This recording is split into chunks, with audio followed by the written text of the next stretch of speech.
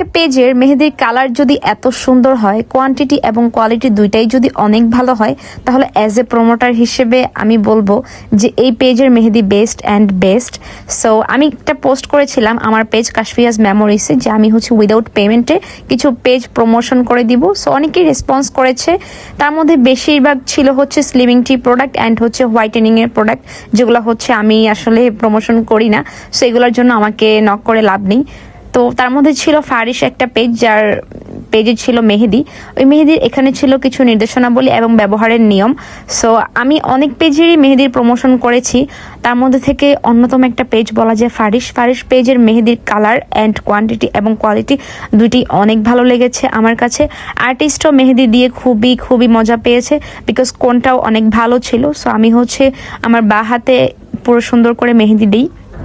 তো মেহেদিটা দেওয়ার পরে আমি 2-2.5 ঘন্টা রাখার পরে যে দেখেন আস্তে করে মেহেদিটার কালার একদম হালকা অরেঞ্জ কালার আসছিল। অ্যান্ড মেহেদিটা না একদম ঝরে পড়ে যায় না, যেটা আমার খুবই ভালো লেগেছে। যে মেহেদি ঝরে পড়ে যায় সে মেহেদির কিন্তু কালারটা খুব কম আসার সম্ভাবনা থাকে। সো এই কালারটা আমার এত ভালো লাগে কি আর বলবো। অ্যান্ড দেখেন ফ্রেশ একটা স্ট্যান্ডের রিভিউ করতেছি, এখানে আমি কিন্তু হাত দিয়ে উঠাচ্ছি। সো এইটা ছিল আপনার 2 ঘন্টা পরের এরকম একটা কালার।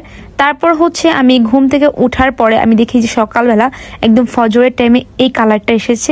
এক্স্যাক্টলি এত সুন্দর ছিল এই কালারটা, অ্যান্ড এই কালারটা আরো অনেক গাঢ় হয়েছিল।